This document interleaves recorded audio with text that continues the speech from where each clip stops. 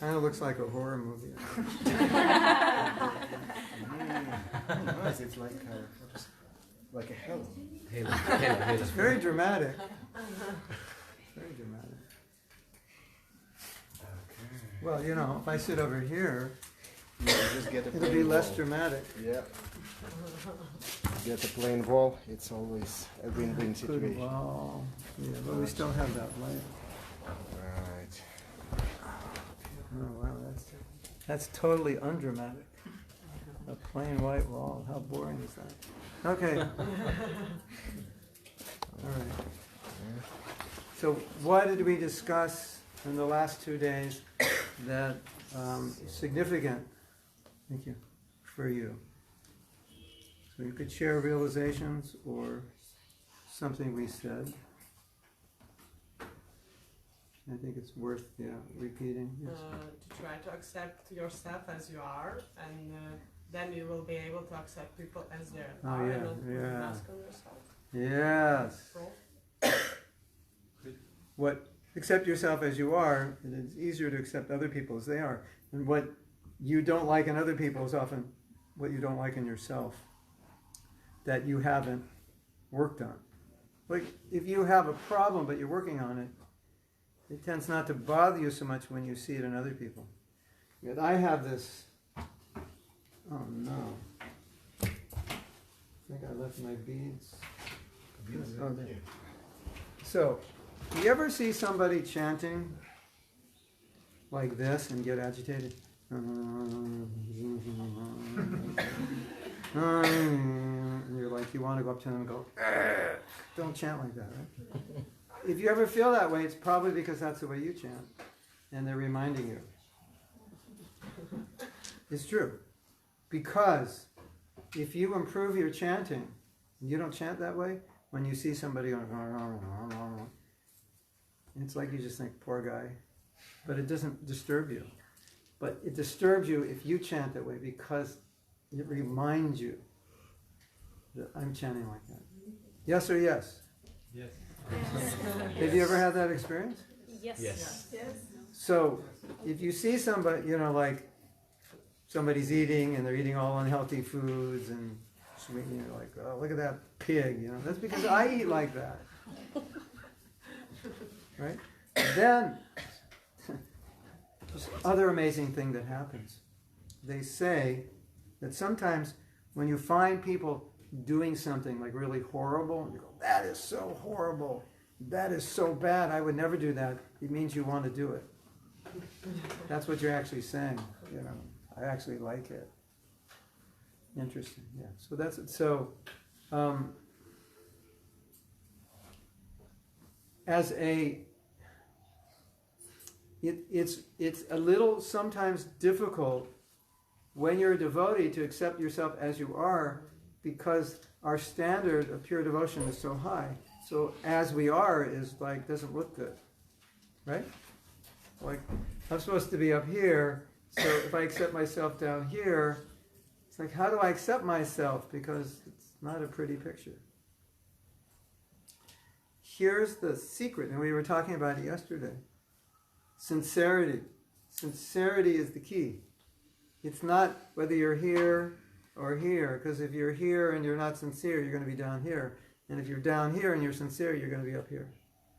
So that's the key. So you have to, if you're sincere and you're trying, that's what you have to look at and appreciate in yourself. You know, okay, I may be down here, but I'm trying. Or you may be up here and you're not trying. So in a sense, I'm better, right? So I may have so many faults, but if I'm trying, Mahatma Prabhu, congratulations, you're trying. Give yourself a hug again. And all money, but we actually have to do that. Otherwise, because our standards are so high and we can't reach them for who knows how many decades, it's very possible we can be in a very negative mindset. But if you see the sincerity and the effort you're making, you congratulate yourself. That's what's important. And the way we can understand this is the fact that when you all became devotees, you were starting from a very low level. So what got you into Krishna consciousness was your sincerity, right? That's what got you there. And when you joined, you were very happy. You weren't thinking, oh, I'm so dirty. You were thinking, this is amazing. I love chanting. I love prasadam. I love the... Wasn't it? You weren't thinking, oh, I'm so bad. I'm so full. That happens later. But the point is, which is so interesting, is there's so much bliss in the beginning, although we're on such a beginning level. And then you get to a higher level, and when you get to a higher level, you start to see the mountain peak, where you didn't really see it down there. And, oh, that's a lot higher than I thought. And you go, oh, I'm so low. And you can get discouraged. So that sincerity and that effort is what you want to look at. And then you congratulate yourself that I'm trying. Because you can't be what you're not, right? At least not yet. You can aspire for it. And that's good. You know the saying, a man is judged by his ideals? So that's also another thing to congratulate yourself for. You have high goals. That's a sign that you're an exalted person, because you're thinking high. So I may be here, but I'm thinking here. And I may be here, and I'm thinking here. And I'll end up lower. So you can congratulate yourself that if I want to be Krishna conscious, I want to be pure, I have those ideals, that's really good. There was a man, he came to see Prabhupada, and he told Prabhupada, he said, Prabhupada, I want to be a pure devotee. Prabhupada said, that is a very good desire. And but why did Prabhupada say that? Because how many people have the desire to be a pure devotee? Like Manushanam Sahasreshya, like one out of how many? How many in the hometown you grew up with want to be pure devotees? I mean, how many of your friends want to be pure devotees?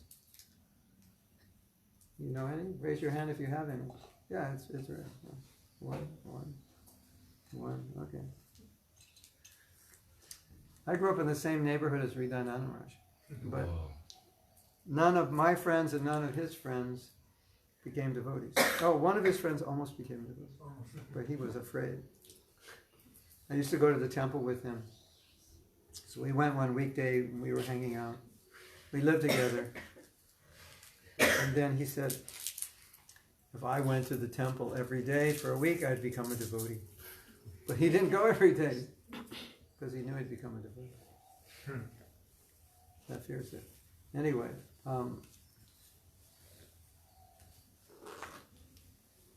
Prabhupada had so much appreciation for his devotees.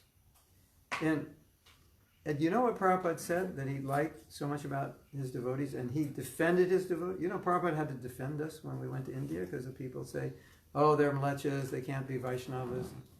You know, he used to have to defend us. Did you know that? Yes? You know what a mlecha is? It's someone who's not part of Vedic culture. They're born outside of that culture.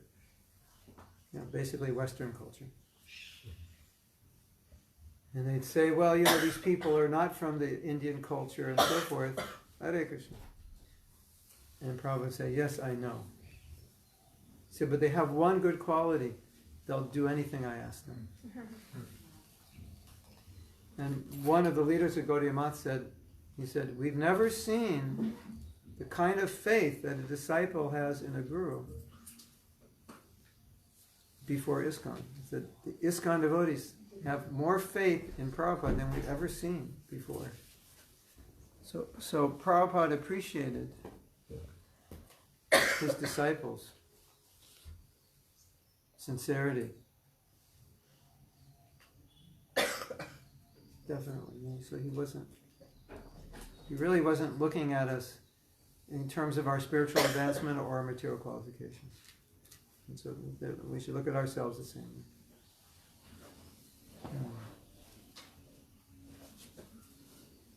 And also, if you can accept yourself as you are, it's very easy to be humble. If you can't accept yourself as you are, then what do you have to do? You have to act, right? To impress people. Because I don't think I'm smart, So this morning I studied and I learned so many shlokas, and I'm going to totally impress you today. I'm going to quote a shloka. Like every 30 seconds I'm going to quote a shloka. You know, because, and then you'll say, oh, Mahatma Prabhu, you're so intelligent. No, I'm not. And so I have to act because I just can't accept the fact that I'm not intelligent. So I need to impress people who will tell me I'm intelligent. Whereas when you accept yourself as you are, you don't have to do that. You don't have to impress anybody to get feedback because you're okay the way you are. All of you are really good at something. I know that, and I don't even know all of you, but all of you are really good at something. Like, what an amazing mridanga player. You're a good mridanga player, right? You agree? Yes. He's good at other things. What did you do? What was your job? In Taiwan, what was your job? Marketing. Marketing, yes. He's a marketing guru. Yeah. My father was an artist. We had paintings all over the house. If you give me a pen and a paper and ask me to draw something, it'll look like an 8-year-old drew it.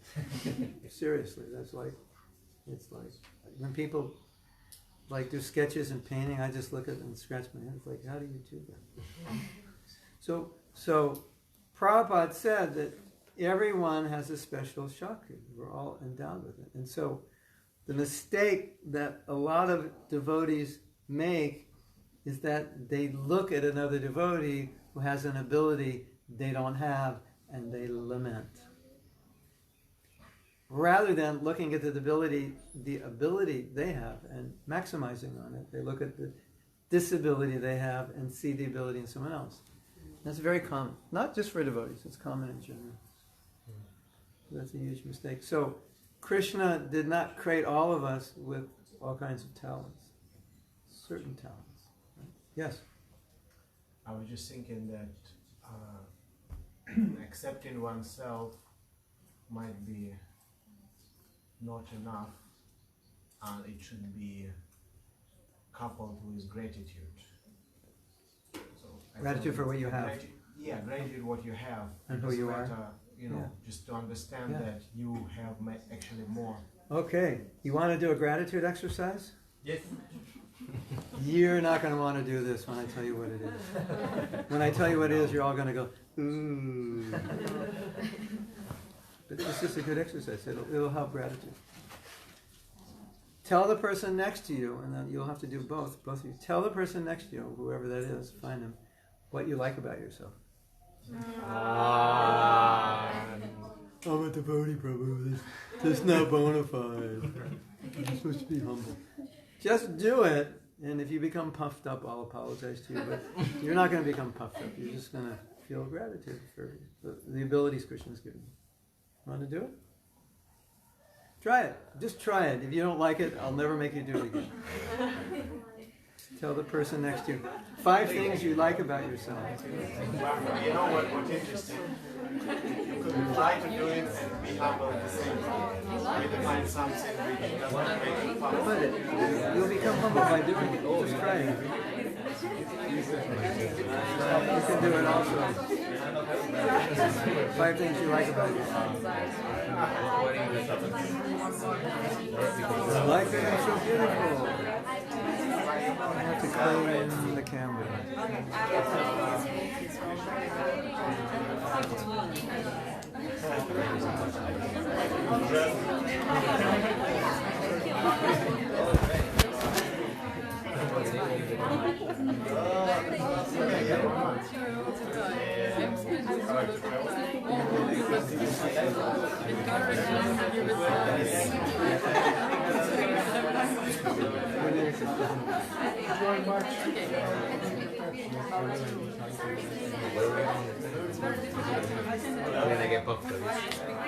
I'm feeling pumped up, bro. You should feel grateful. Grateful. You should be feeling grateful that Krishna has given you those abilities.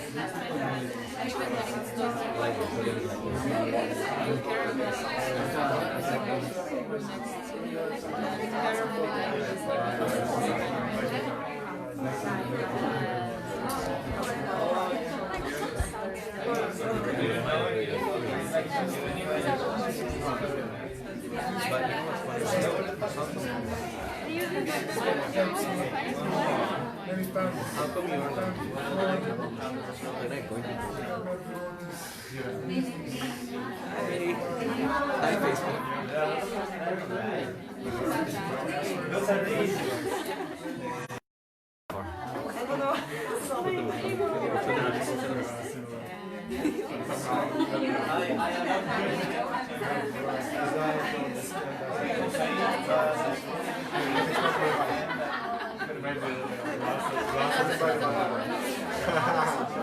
Please,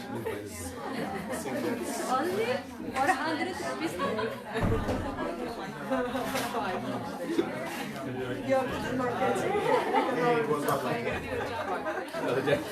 Yeah, people make me much. How many people? How many orders? Exactly orders. Because taco not for sale. I was taco not for sale. I asked him. So how much? You know the first day I came, I thought it was very cheap. I thought it was too last time. I kept on.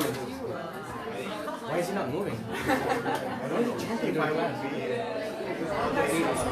And whenever they give some gift, they always give each other. All the gifts you get out. They give.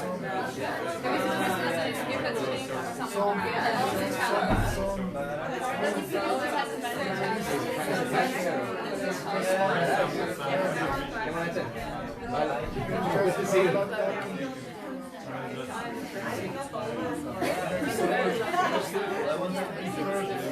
Oh yeah. I just want maybe you're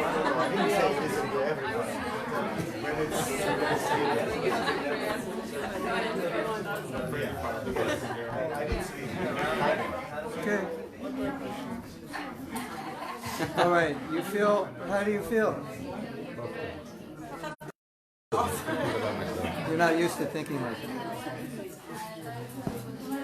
Better, worse? Okay. Okay. Arigo. All right. Did anybody feel bad doing this?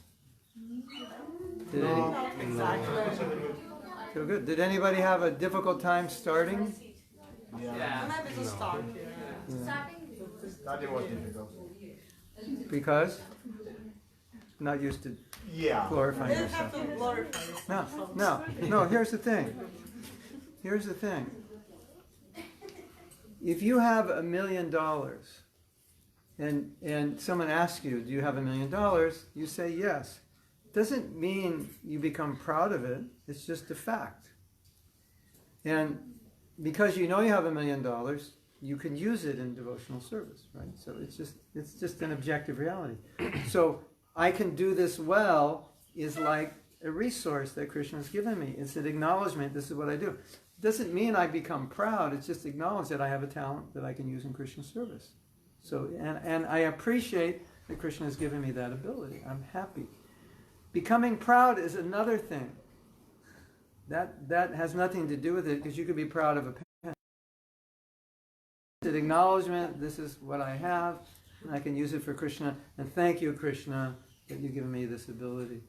Yes. Right, exactly. That was kind of a shift. Once I start talking and I mentally said, it's not mine, it's Krishna was giving me and I don't deserve it. Once I had this mentality, I don't have problem speaking about it. Yes. I mean, even if I didn't pronounce it, in the mind I felt like this and then it was calm. And that's what humility is. Yeah. Humility is a recognition of an ability that you have that's not yours, but it's given to you. And so you can appreciate all these things about yourself without becoming proud. And you may have no good qualities. You may be the fool of the universe, and you can become proud of that. If pride is what you need, you'll find some way, something to become proud of. Look at my kurta. What do you think? Pretty nice, right? So if I become proud of my kurta, it doesn't make me a better person. Yes. Also, when you become proud, usually Krishna takes it away. Yeah. So Yeah. So if we're grateful for what we have,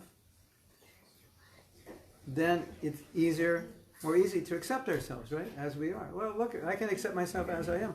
I may not be like her, I may not be like him, but I'm like me, and me's okay also. Right? Isn't it? I mean, I can do something with me. I don't have to be world acharya, but some ability I have, I can use that. Right? Yes, very often it doesn't have to be something connected with devotion, because very often for me personal, devotion is like really down, so you need to find something. Something inspiring. Both. You can use in service. Yeah, you can use in service. Yeah. That's another topic. We did that last year. Finding your Dharma. Yeah. So what else did we discuss? Criticizing comes from pride. Yeah, criticizing comes from pride, yeah. And that was a big discussion yesterday. The last 2 days, that was a big discussion. Admitting the cause of criticism is pride. At least that's one of the foundational causes is pride, and subsequent causes are maybe seeing our own issues in other people, not wanting to acknowledge our issues, and therefore condemning others. I don't have that problem, she has that problem. And that makes me feel good. What comes first, envy or pride?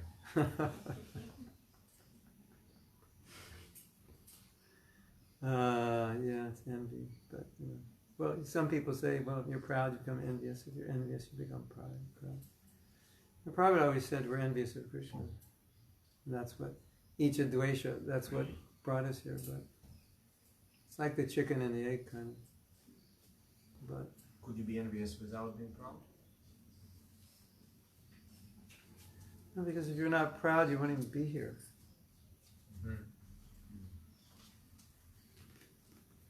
I mean, they're just like, they go together. I think. Yeah. You know that story?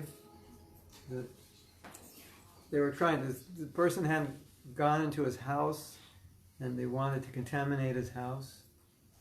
They were playing a joke. He was like moving in, and they wanted to contaminate it. And contaminate it before they move in would be to use the toilet, at least according to Vedic. And so they were playing, they're playing a joke on this. I think it was Gopal Bhan. He's moving into a house, they're playing a joke on him. And this person, I have to, call of nature, I have to go. He said, yeah, you can go and pass stool as long as you don't pass any urine. It's like a joke, he can't do it, so it's like, they go together. Pride and envy, stool and urine, pride and envy. How can you be proud and not envious? Yeah.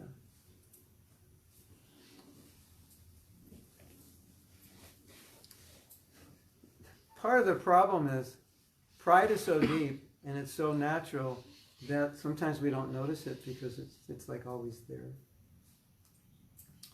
And I think one of the things we're going to do in the retreat is look at our motivations. Like part of self-deceit is not to admit your motivations of why you do something. Because if you actually admitted them, it would be very embarrassing to yourself to see that sometimes my motivation is I'm doing it for all the wrong reasons, to impress somebody, or to impress, if you're a guy, to impress her, if you're a her, to impress him. Right? If I dress the deities nicely, then I'll impress her. And it's hard to admit that that's why I did it. But that's part of being humble, is to see your motives and admit them. And be aware of them. Yes? Other than to please Krishna, what would be the acceptable motive? Well, other than pleasing Krishna, make spiritual advancement, purify yourself, serve the devotees. No, I'm saying this is all to Good. please Krishna, right? Yeah. What would be a bad motive? No, I'm saying other than to please Krishna, what would be acceptable motive other than this? In bhakti? No. Yeah. Well, in life. Well, in bhakti, no. In life, anything that's sattvic, anything that will benefit other people. Follow your dharma. Follow your dharma. Help people. Yeah. But follow your dharma with a motive. Like, why are you following your dharma? So, yeah, follow it. Freak out if you don't. Yeah. And what happens if you don't freak out? What will you do? You'll be a better father, a better husband. At least be a little You more won't kill. sane, I guess. You won't kill anybody. Yeah. Well, it's like in the Gita, Krishna says there are different levels. You can't serve me, then do bhakti. If you can't do bhakti, do karma. And if you can't do that, just serve somebody. Don't serve yourself. So I would say that the bottom line is don't serve yourself. At least serve something greater than yourself. Then you're going up.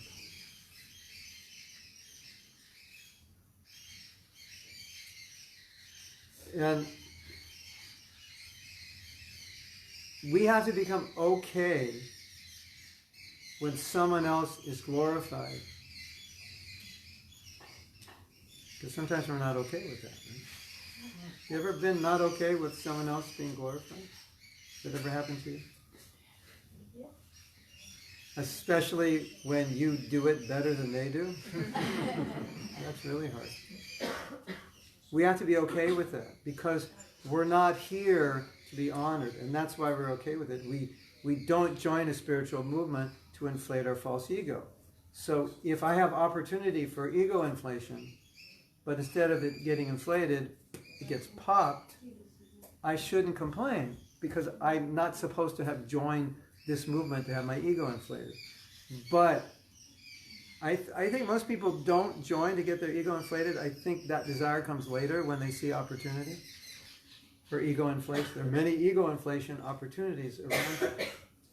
And when someone else's ego gets inflated and not yours, sometimes you get upset.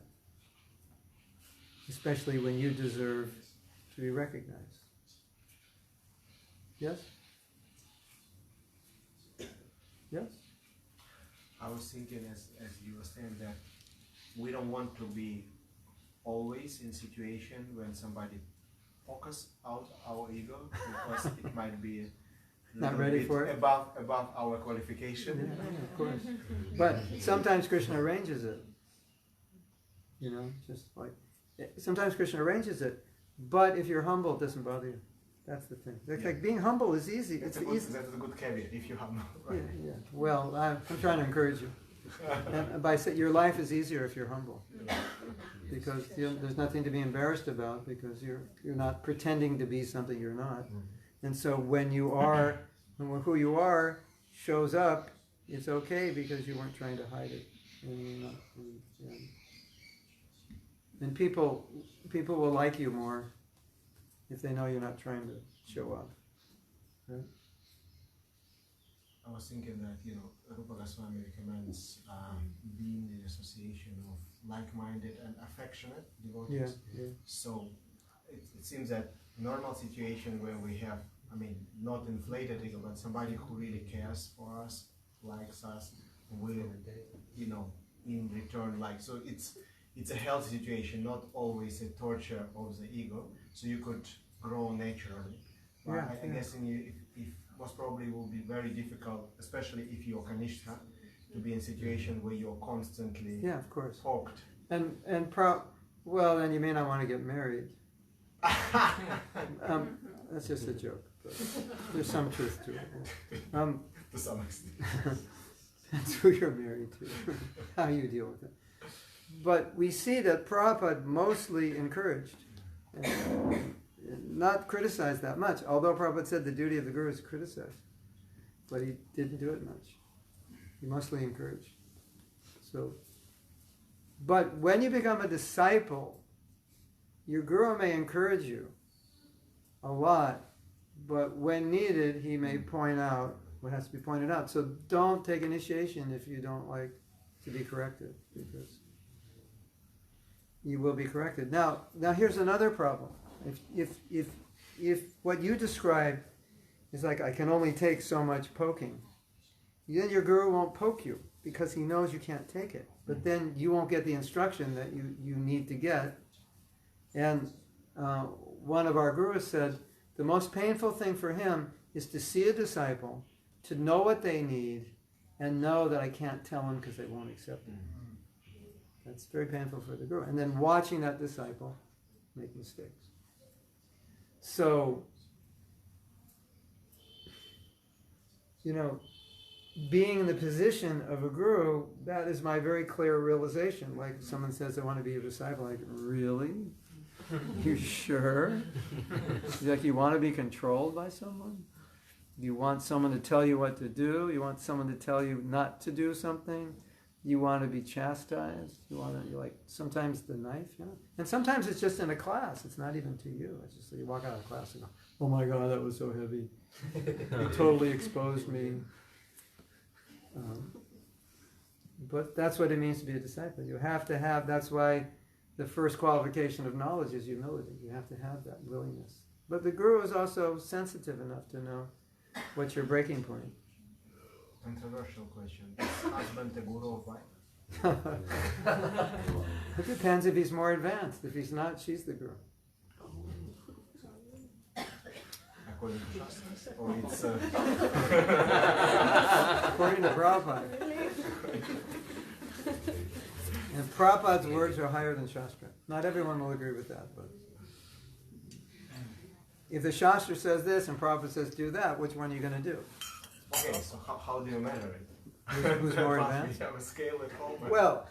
Well, okay.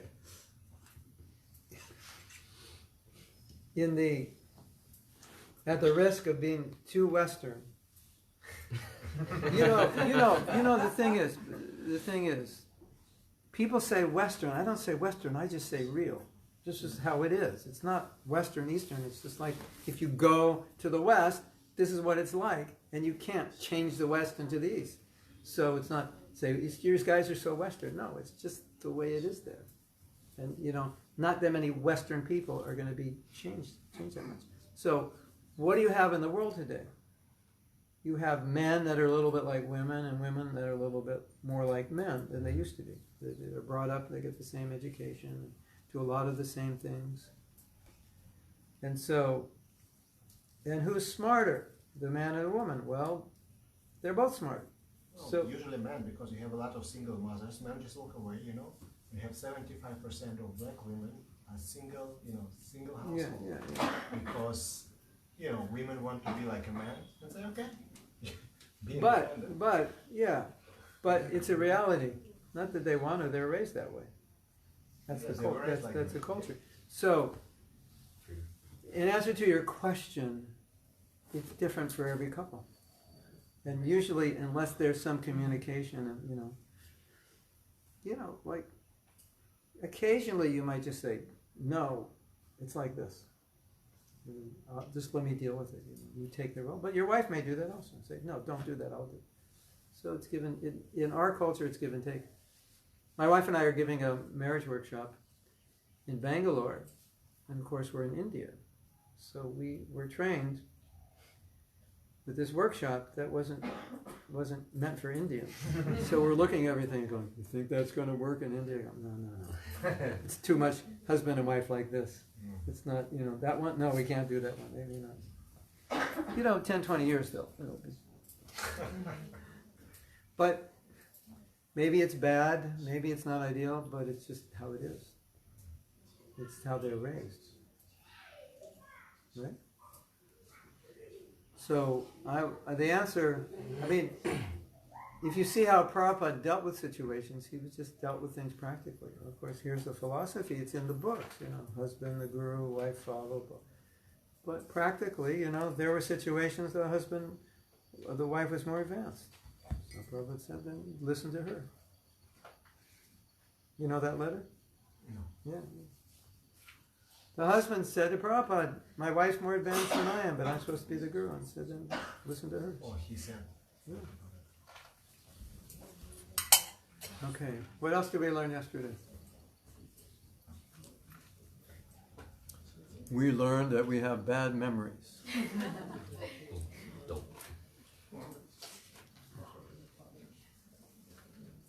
Nobody takes notes? Yes. We learned that we try and pull others down so that we can feel a little more secure about ourselves. Yes. And what do we call that? It starts with a P. So that's pathetic. Isn't it? Yes. If you need to pull others down to make yourself feel good, you understand pathetic, the word pathetic? What's like, who can explain to her? Because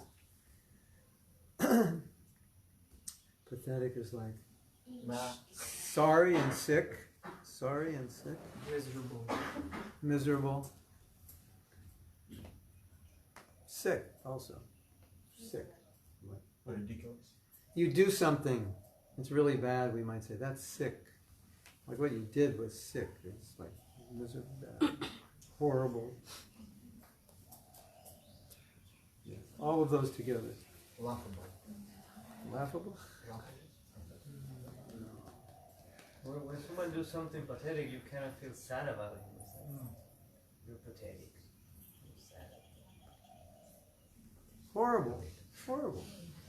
Horrible. That's what it is. Yeah. Right? It's kind of combination of horrible and stupid, I guess. It's a marriage. Yeah. So this is self-reflection.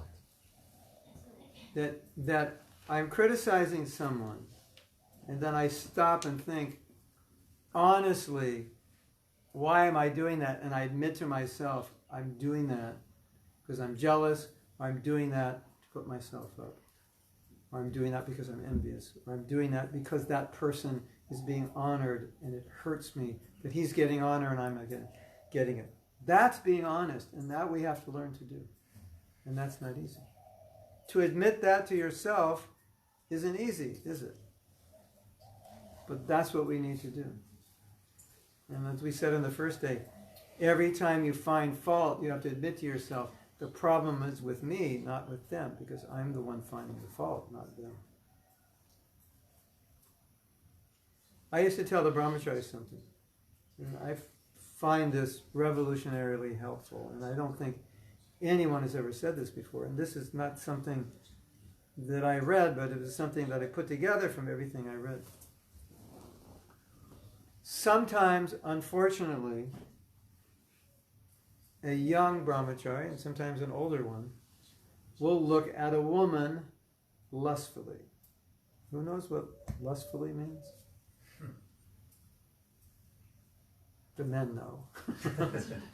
I don't want to say what it is. It's like he's looking at a woman with looking at her as an object of sex. And he's a brahmachari. And I tell the brahmacharis something. It's interesting, and we'll talk about it. I said, at that moment, you should stop and allow yourself to feel what you're feeling in that moment. Like, what are you feeling right now? And not the lust you're feeling, but how do you feel about being lusty? That feeling. I don't want you to feel the lust, obviously, but I want you to feel how you feel about being lusty because you're dressed in saffron and you're looking at this woman with a lustful eye. How do you feel?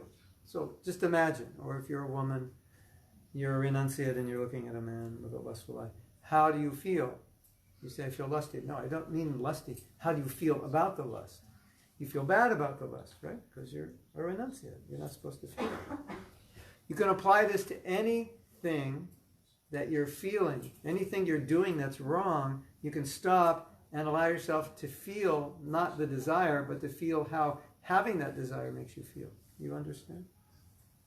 Let me continue. Does anybody not understand what I'm saying? Well, I'll illustrate it. It's okay. Let's say I'm a brahmachari and I see a beautiful woman.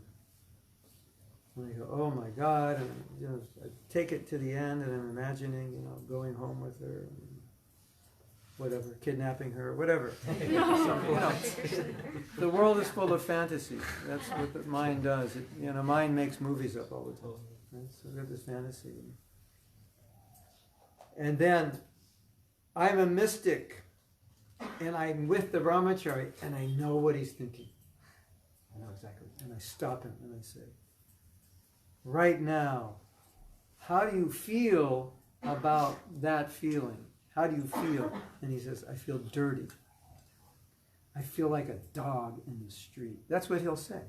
That's how I feel. And that kind of honesty to admit how you feel, it's so purifying. Because who wants to feel like a dog in the street? And if you're a renunciate and you feel like a dog in the street, it's going to reform you very quickly. Right? Isn't it? So that's the honesty we need to be able to connect with what is causing us to act and how we're feeling.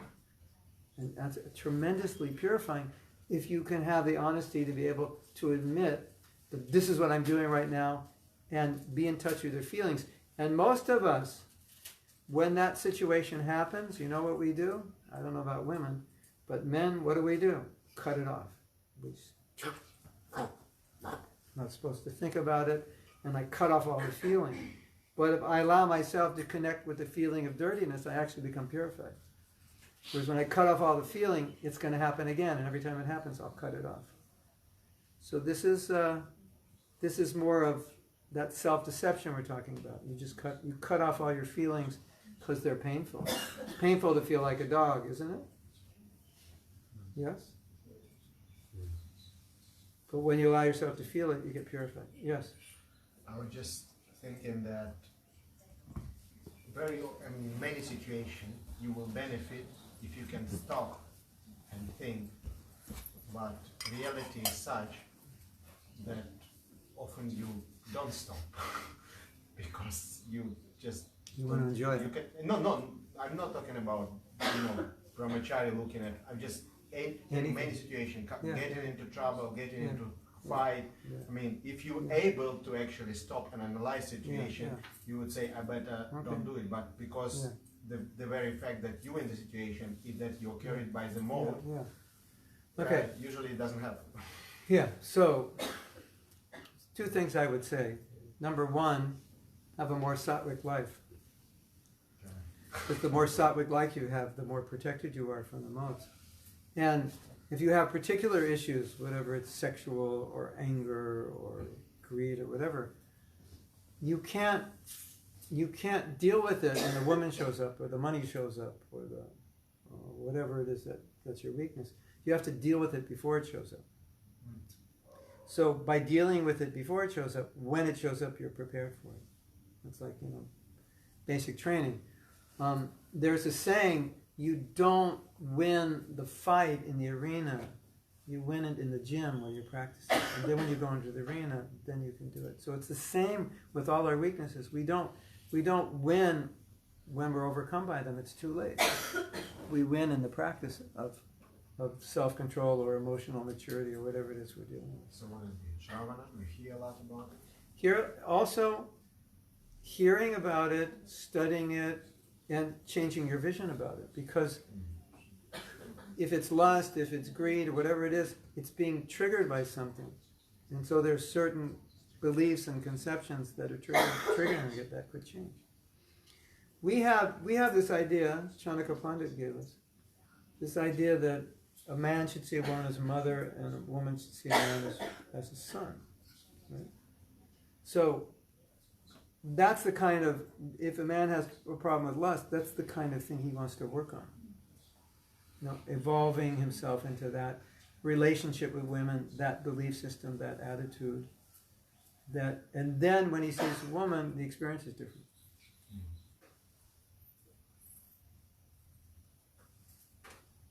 So that's the idea. Out of the arena, you practice. When you go into the arena, then whatever those objects of sense gratification are for you, now you're prepared to deal with them. But if you're not prepared and you're caught, then it's like there's not much you can do. You'll just get angry. But at least you can do aftermath and prepare for the next battle. Yeah, and you can, okay, go back, backtrack and learn something, and then go back to the gym and prepare. Does that make sense? So, if anybody thinks I can just deal with it in the moment without having practiced before, that's why you fail all the time. You have to work on it before. We did the first workshop I did on vows, we did a visualization. And I said, think of your weakness, your biggest, of the 4 principles, think of your biggest weakness. Whatever it is. Well, we kind of know what it is for most people. So think of a scenario where you'd be tempted to give in to that weakness. And then visualize yourself pulling away from it. Pushing back. Being strong and going. And why that's an interesting exercise, because if you do it in your mind, when it happens in reality, you've already practiced. Did you know that? Like I'll tell you a story about me. Because I love talking about myself. Because I'm so interested. So,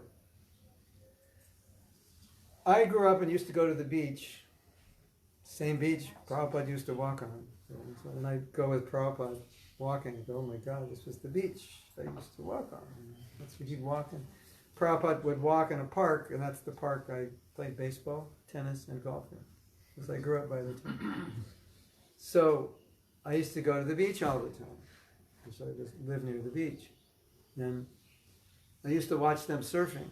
Like all the time I'd watch, just growing up, maybe from the age of 9 or 10, I'd watch them surf. And there's a pier, and you could just look down and watch all this. And it's California, 1962, 61, and that was like, surfing just took off. The Beach Boys, it was like crazy. And the first time I went surfing, I just got on the board, paddled out, and caught a wave, and got up and rode it like I've been doing it for years.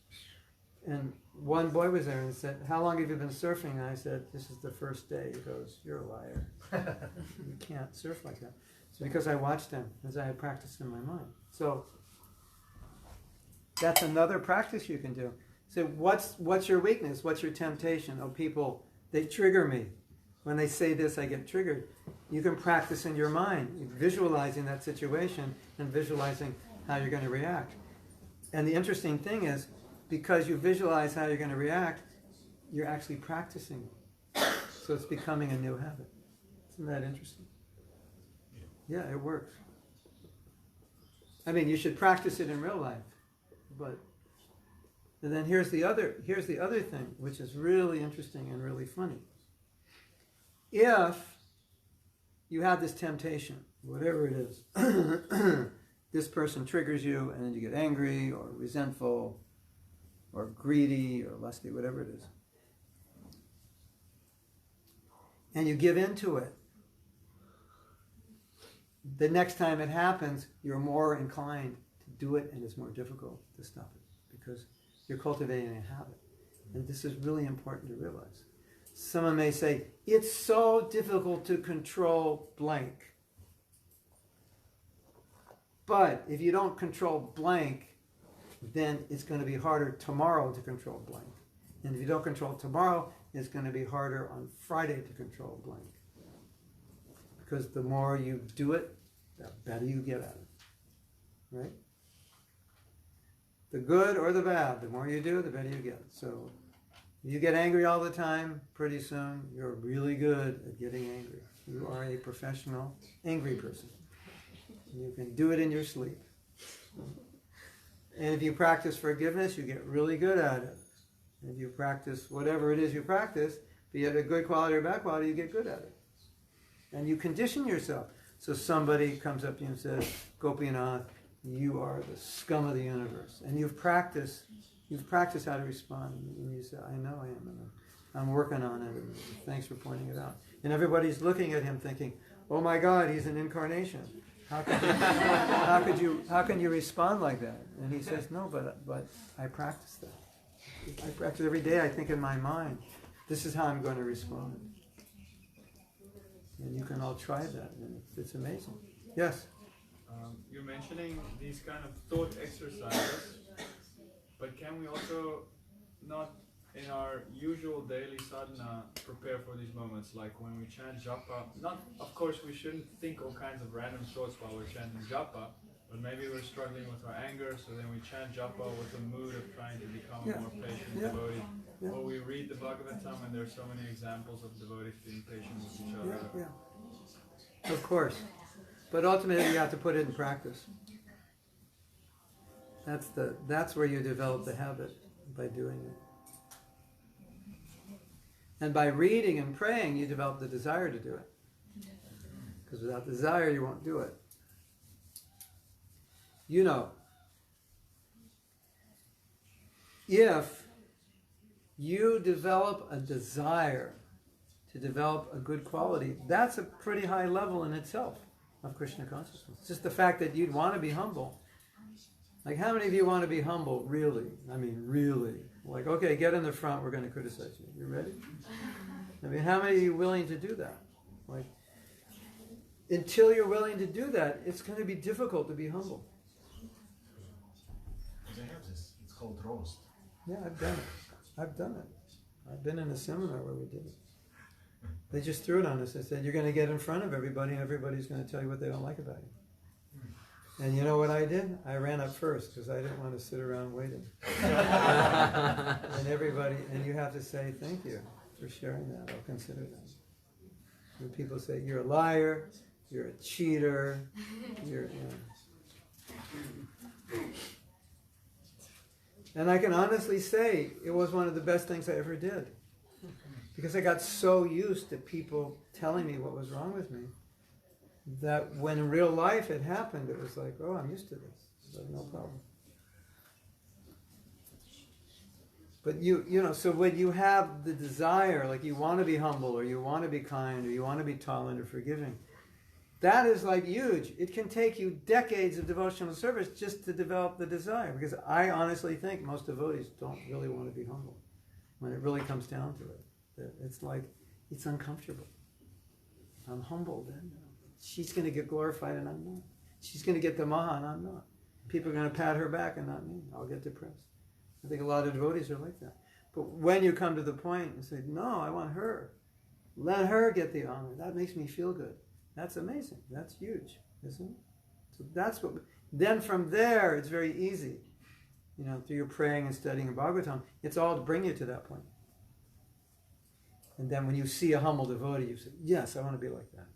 Or you see somebody yelling at Gopinath and he just says, I'm sorry I upset you. And you look at him and go, I want to be like him. I want to be like him. That's amazing. But another devotee will come to you, why did you take that? You should have punched him in the face. Right? So he's not there yet. He doesn't value humility, and it's going to be hard for him. Does that make sense? You all look pretty depressed right now. Are you all thinking, oh my God, I'm hopeless? I think that humility doesn't always mean to, just say, just bow your head down and accept anything which comes to you. Right. Yeah. Otherwise, it's often a false. I mean, unless you Uttama Adhikari, sometimes you. Yeah. Well, it's a good point.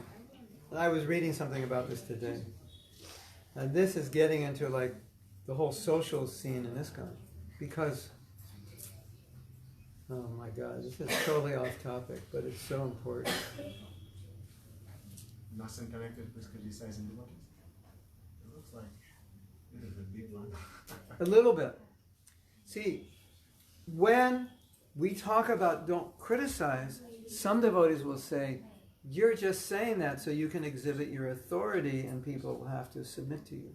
Because you're an older devotee, so the system is you're an authority, and therefore people have to submit to you, and they have to accept you, whatever you do, and whatever you do therefore is right, and they can't say anything. That would be the argument, and it's a valid argument. Or could be a valid argument in some situations. So sometimes a person who's immature may become an authority and misuse it, and then try to shame you or intimidate you in the name of being humble. And we've seen that, unfortunately, and you may see it in the future. So then the question is, how do you react to that?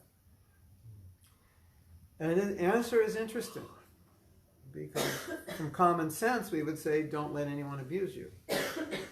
But as you're saying, on a higher level of Krishna consciousness, you will let someone abuse you, because you won't be abused. You don't need to defend yourself, right?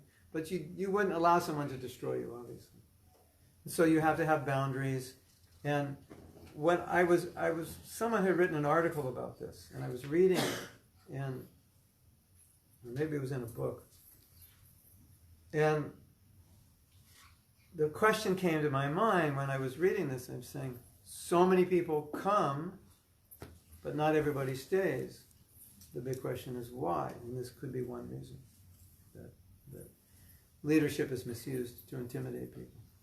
And so, you know, you want to be humble, but you also have to protect yourself from abuse and mistreatment. Right? You have to have boundaries, you have to protect yourself. That's self-care. Okay, you had a question. Just a little bit before we were speaking about people that if they realize some kind of emotion, like, and then they analyze why they had emotion, and it makes them feel in a specific way. And usually those emotions are very depressive. So I'm sad that I'm lasting, for instance. But over years of accumulating these feelings, I found that it may not be helpful if you don't know how to deal with these emotions. So you're speaking about the gym. So what's the gym for that? So I know I'm okay. I analyzed. I'm sad. What to do with this now? Should I just feel, oh, I'm sad, I'm miserable, and and just roll in my sleeping bag? Or no, but if you don't acknowledge you're sad, it's going to come out in some other strange way later in your life. But I would say one thing. Maybe the problem is that you're analyzing your fault in a way that it's making you sad. Like, because you're making a judgment on it. Okay, I don't chant good rounds. Okay. So maybe that's objectively true. But now comes the judgment. That means I'm not a good devotee. Or that means I'll never chant good japa. And those are stories. Well, that's not true. Now we have two Mridanga players. We have three Mridanga players. Oh! We're going to have three Mridangas? Yeah. Okay, so let's go back to accepting myself as I am. Right? So accepting myself as I am means it's just acknowledging without a judgment that it's good or bad. It's just, this is what I am and this is what I can do for Krishna. And this is my limitation. It's not bad, it's just acknowledgement. I don't have Albert Einstein's IQ. Okay, so I'm not going to be, working on the Vedic planetarium and figuring it out and reading Surya Siddhanta and fifth canto, this and that. That's fine, I'll just paint the walls. I'm a good painter, and I like to paint. So, but the judgment, so that can happen to two people, and the one painting the walls is really happy, and the other one is totally depressed, because he made a judgment on the fact that he doesn't have a scientific brain. So that's also part of the problem. So I'm not a psychologist, but I do know that sometimes sadness indicates something, or it might be masking another problem, or it might be a plea for sympathy from people. You just show that you're sad because you don't have any friends. It could be so many crazy things. So it's also good to try to understand, what the emotions are telling us. But some of us may have a nature of, everything we turn negative, even if it's not. Prabhu, you distributed 100 books. Yeah, but I want to distribute 108, bad day. Right? People like that? It's a half empty, half full glass. Yeah. Some people are full empty. It's a disposition. But it's good to be aware of it because you can take two people who are exactly the same and they're making two different judgments about themselves and they're doing the same thing, and one is like really happy and the other one's really sad. Yeah, that's the half empty, half full. And it seems that the root would be inability to be grateful again for whatever you have. Could be. Yeah, not being grateful. But also, let's look at it another way. Let's go with the sadness. Let's say it's not a judgment, it's just a reality. I'm sad because my japa is bad. Okay, but that's good. Let's say your job is bad and you're not sad. You should be. Right? You should be. It's bad that you're not sad in that situation. Because now that you're sad, if you take it in the right way, it'll inspire you to be better. And then if you understand how your emotions work, you will realize The sadness is the signal that I'm chanting bad japa, and it's the signal to become aware that I'm chanting bad japa. And if the sadness wasn't there, then I would just continue chanting bad japa and it wouldn't bother me. I don't know. Sometimes I see devotees chanting bad japa and I wonder, I'm thinking, I don't tell them, I think, doesn't that bother you? I mean, it's so obvious. You're shopping and you're snicking and you're riding your bike, snicking and you're reading a book, snicking. It's like, doesn't that bother you? And to me, the problem is it doesn't bother you. You don't notice it. That's the problem. So the fact that you're sad is good. Yeah, it does bother you. But if something's not really wrong and you're sad, that's a problem. Then that's a just negative self-judgment, and you may be predisposed to think that way. And so that, you should be aware of that. Do I turn everything into negatives because just that's my personality, or, it's my mother told me, everything you do is bad.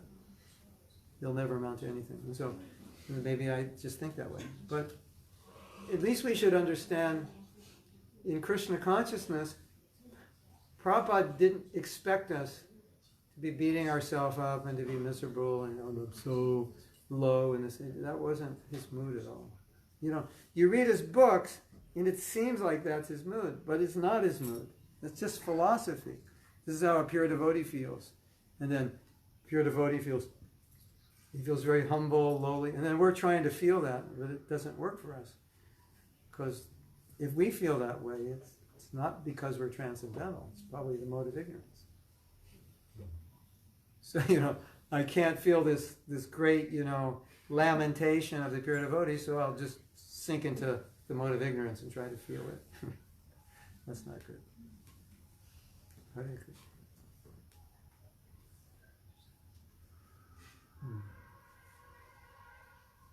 Can I read something? Before we do the kirtan, because I don't want to become famous as one who doesn't refer to Shastra.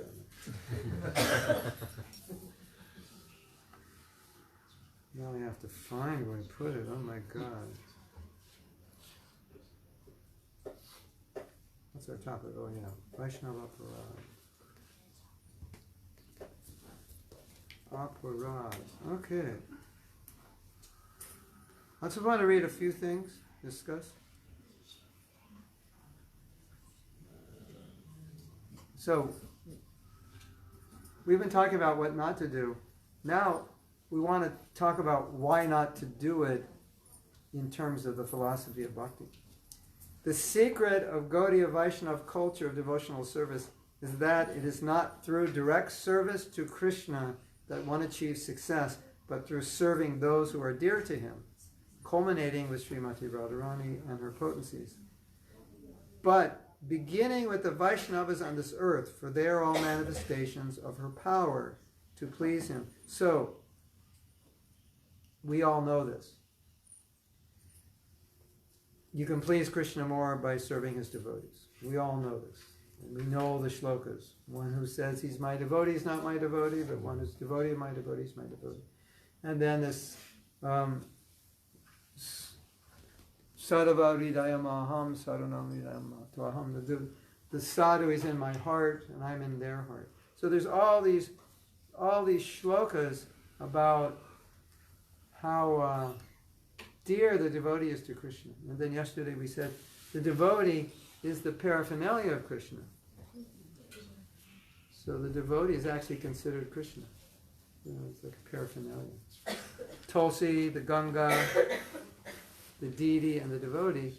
And the devotee is Krishna, and there's no installation required. He's just Krishna. So, the point is, this is a very simple philosophy of Gaudiya Vaishnavism. The point is, the mercy of Krishna comes through the devotee. You don't get it directly, you get it through the devotee. And when you serve the devotee, Krishna's happy. You want to make him happy, that's the easy way to make him happy. Right? So you get the mercy from the devotee, you serve the devotee, you please Krishna. So what happens when you offend the devotee? Exact opposite. The mercy's coming you offend a devotee, you dam up the mercy. And now you've just displeased Krishna. And how many times have we seen, in the name of serving Guru and Krishna, we offend devotees? Have you seen that? That's one of the biggest paradoxes that you'll find in Gaudiya Vaishnavism. In the name of trying to please Guru and Krishna, you offend devotees on the way. And thinking, my Guru is happy. There's a story. Unfortunately, I don't know the context of the story. But a devotee was doing something, and it was discouraging other devotees. Prabhupada was really upset. And Prabhupada said, I have come to encourage, and you have come simply to discourage. In the name of service, it was discouraging. And the other night we read the story that one devotee was actually starving. He didn't have much money, and he was starving the devotees. And devotees came and complained to Prabhupada. And the devotee was doing that and said, I was just trying to serve you, Prabhupada. And he said, is it service to me that you disrupt all the devotees? So sometimes we do that. Have you seen that? Yeah, so be careful. Because when you please the devotee, Krishna's pleased. When you please the devotee, you get Krishna's mercy. And so often we think we don't make that connection. No, see the devotee as Krishna. We don't always make the connection. We think, oh, I can get upset with the devotee. You can get upset with a devotee, and you're not going to evaporate and just know, what happened to Gopinath? I don't know. He got in an argument with the devotee and then just disappeared. He's out of Mayapur. No, it's not like that. But if you offend devotees, you're not going to taste the name. You're not going to have realizations. You're not going to have spiritual strength. You're going to be struggling because it's through the pleasing the devotees that you get Krishna's mercy. So that's important. And maybe you can get a little meter, how many devotees did I offend today? How that's impacting my bhakti. So be careful. That's where the mercy comes from. We'll read more of this tomorrow. But there's so many verses like this. How much Krishna likes it when you serve his devotees.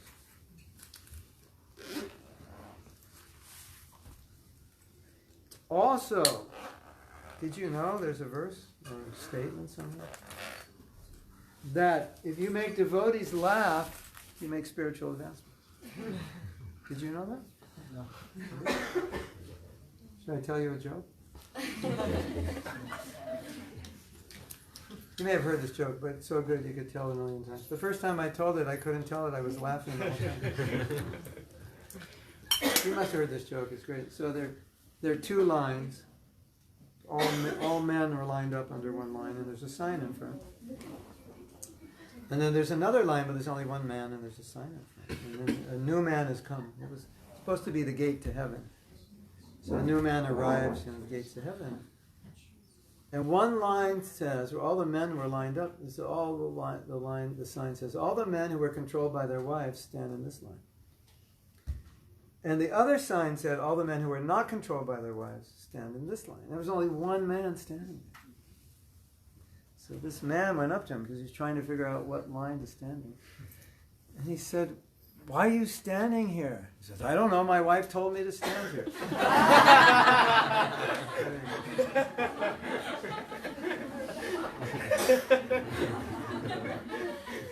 Just think all the advancement I just made with one joke.